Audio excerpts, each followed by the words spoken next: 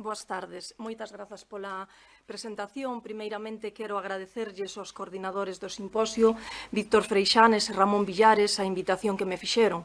Para min, nade criada na terra de Viana do Bolo, pero de corazón valdiorrés, e tamén berciano, dado que son filla de pai berciano e nai vianesa, é unha grande honra participar no evento co que a Real Academia Galega lle pon o ramo aos diversos actos que neste ano lle dedicou o poeta valdiorrés.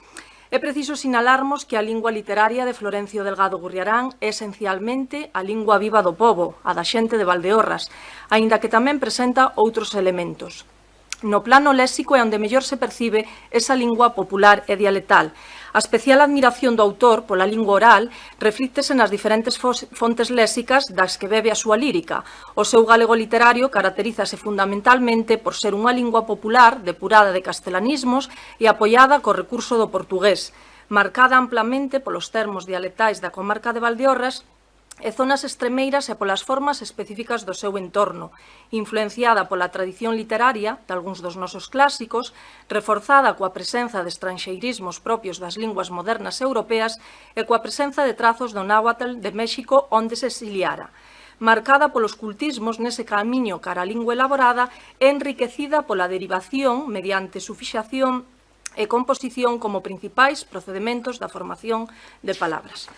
No proceso de estandarización da lingua, Fernández Salgado e Monteagudo Romero contemplan 4 etapas cronolóxicas: a do galego popularizante, de comezos a finais do século XIX, a do galego enxebrizante ou diferencialista, de finais do século XIX a 1936, a do galego protostándar do 1936 á década dos 70, e o galego estándar do final desta década á actualidade.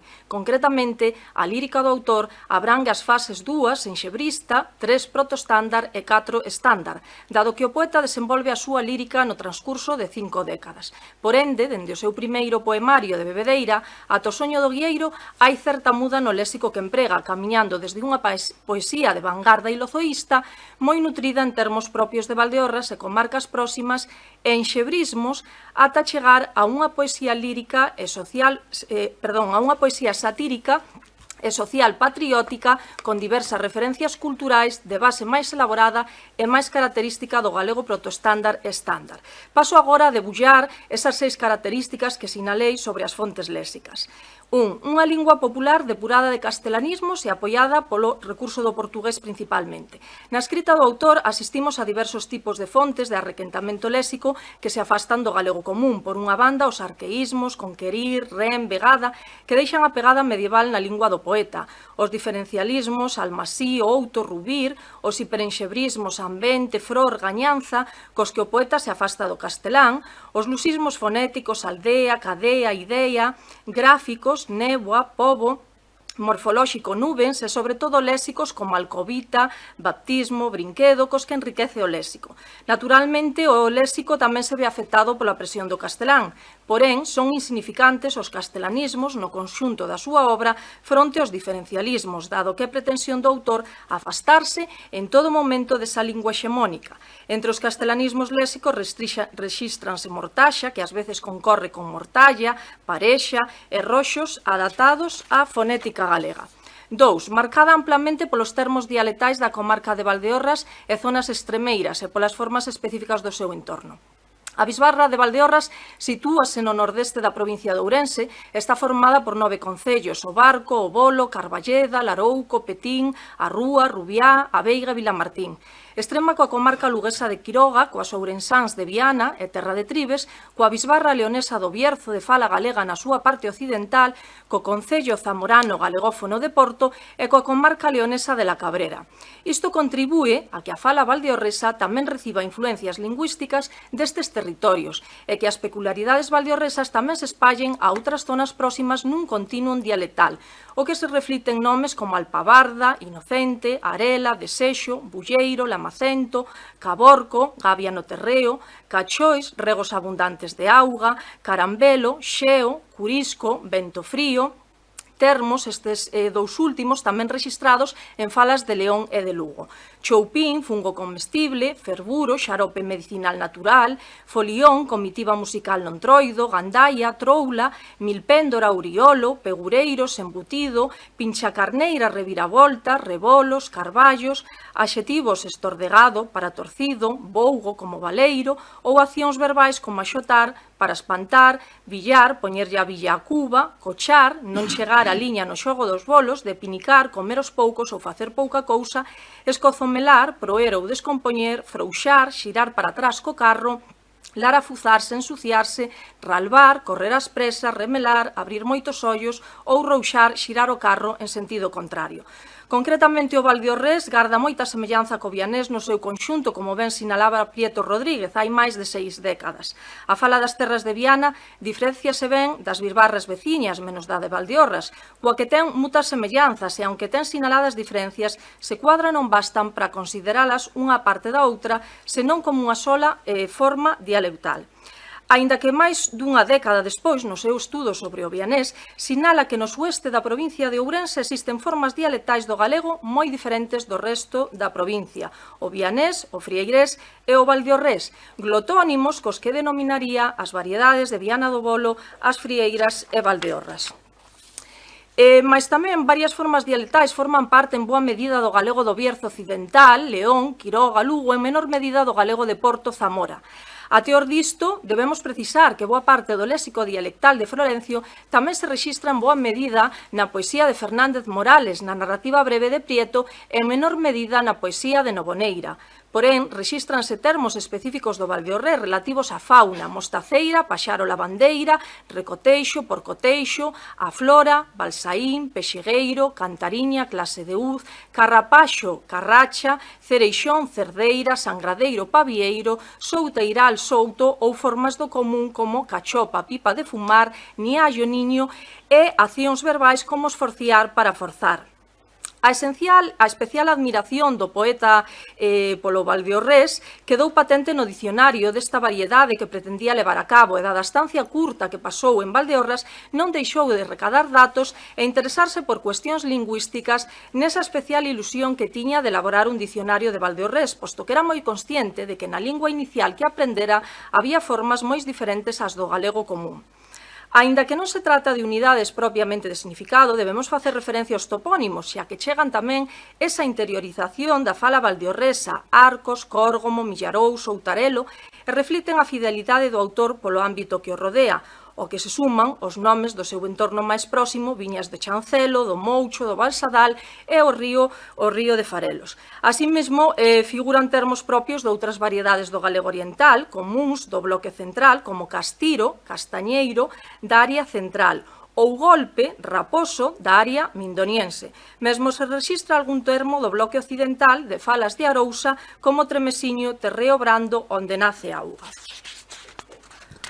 3. Influencia da tradición literaria por vía do influxo doutros autores. Froito da inestabilidade da lingua, no tempo no que desenvolve o poeta corgomés a súa produción, a súa lírica fortalecese a sí mesmo con léxico que entra por vía da tradición literaria da man doutros autores. Almasí, lectura incorrecta do medieval almafí, marfil, usado por Filgueira, Carballo e Bouzabrei.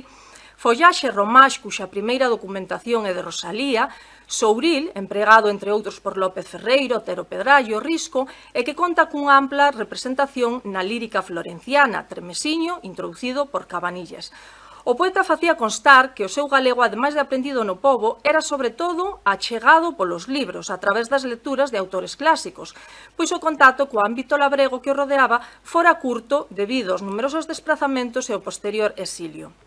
Asemade, o autor introduciu diversos termos no galego literario que deixarán o seu ronsel na escrita: amerodos, froito da morodeira, gateñar, subir trepando como os gatos, delourado seco, esforciaron, forzaron, vindimaregos, vendimadores, broslador, bordador, termo empregado con posterioridade polo grupo Nos e Cabanillas. Xaruto, lusismo do portugués para cigarro, empregado por Vilar Ponte, Noriega, Fole, entre unha ampla nómina, ou cantarenas, cantarelas, con varios rexistros nas obras do Berciano, Aquilino Poncelas, ou o termo parreiral, empregado por Prieto Marcos, logo do poeta Valdeorrés, ou a forma godello, cuxo segundo rexistro consta na súa lírica, logo do etnógrafo Xaquín Lorenzo e a seguir diversos autores.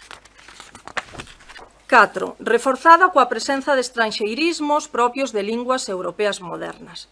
Rexístranse principalmente anglicismos, pedigrí, sep, towns, galicismos, ballet, boulevard, toilette, pero tamén algún termo do noruegués, slalom, mais a originalidade destaca nos poemas mexicanos de Galicia Infinda, onde se rexistran diversos termos da lingua amerindia náhuatl, o apango e sons veracruzanos para os xéneros musicais, jacales, vivenda rústica, jarocha, xentilicio de Veracruz, xacarandá, planta tropical, xarabe tapatío, baile tradicional, tabachín, árbore, purépeche, lingua dos indios michoacanos. Carballo Calero afirmou verbo do léxico destas composicións que algúns destes poemas son en realidade case que bilingües, están escritos nunha especie de crioulo galego-mexicano.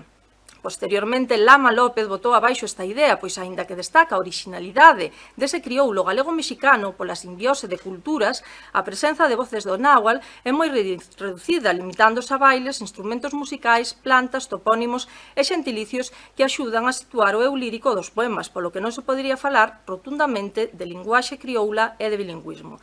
Certamente o seu conxunto e a originalidade destes poemas foi o que levou a Carballo Calero a falar desta mestizaxe lingüística, xa que non era habitual nos poetas do exilio nin na época este tipo de composicións híbridas.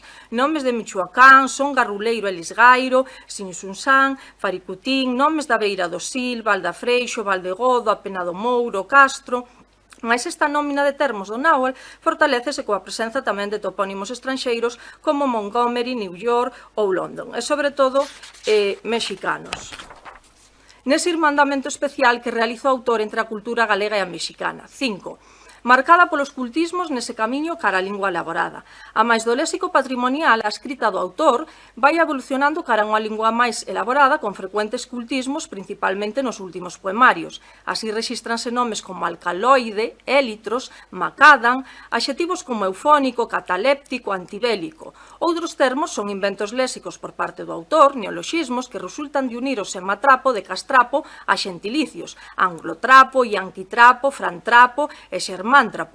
Nos poemas sociolingüísticos dotados dunha gran carga de defensa do idioma galego fronte á uniformización do castelán, ou enófilo, nesa especial loanza que realiza dos viños galegos, en particular dos valdeorreses e termos que crea en relación co descordo da queimada nos poemas dionosíacos de Cantarenas, tisético, ledoxenio, termoxenio, rexistras ademais algún latinismo, como resurresit, outros termos cultos son de uso máis común na lingua como cenáculo ou nomenclatura. 6. Enriquecida pola derivación e composición como procedimento de formación de palabras.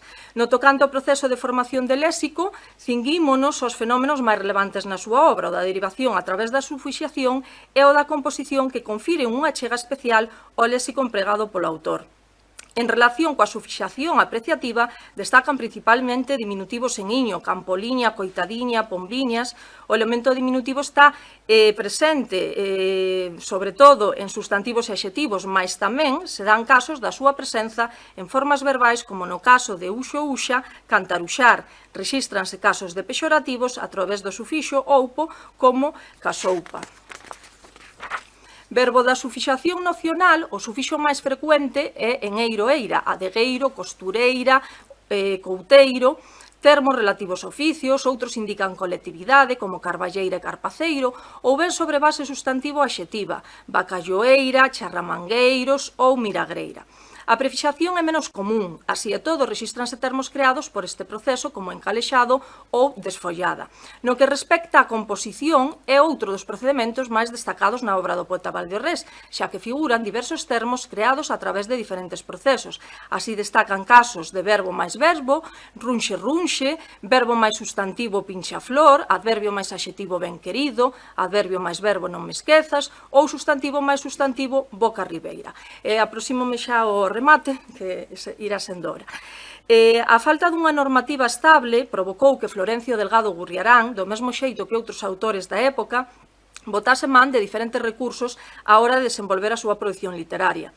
En primeiro lugar, a lírica florenciana ten como alicerce fundamental a fala popular de Valdeorras, o galego oral do seu córgomo natal, mas a situación desta comarca do nordeste ourensán, estremeira con outros concellos de Ourense, Lugo, León e Zamora, fai que a maior parte do léxico teña unha continuidade en variedades próximas e resulte común en zonas veciñas como é o caso do termo Cantarenas.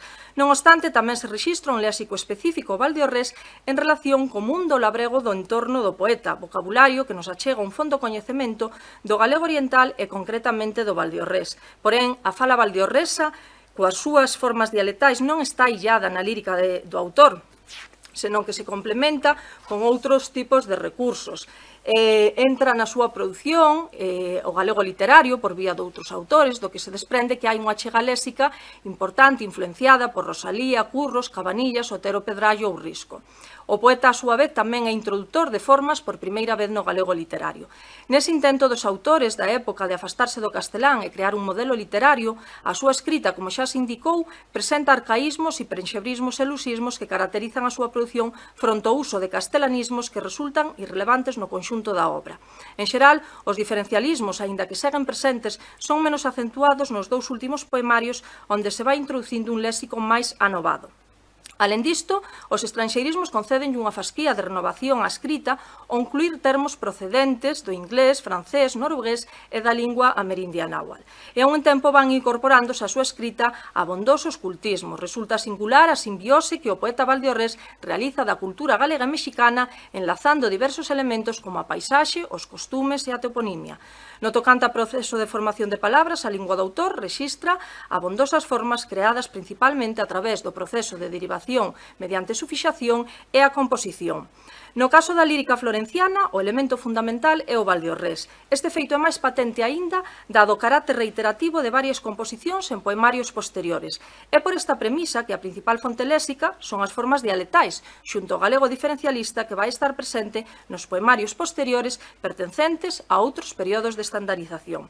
Xa para rematar, compre indicarmos que a poesía de Florencio Delgado Gurriarán é unha oda á comarca de Valdeorras, pero tamén é un himno aos que como el loitaron por Galicia na fría escuridade da Guerra do Desterro. Unha lírica que se expresa na lingua viva do pobo, cantada na fala do seu córgomo natal de Borcarribeira Clara, no que non anda a Santa Compaña. Dotada de amerodos, amieiros, balsaís, vidos, tepeiras, treixois, concheiros, chinclos, choupís, felgos, milpéndoras, recoteixos, rebolos e sangradoiros. Moitas grazas.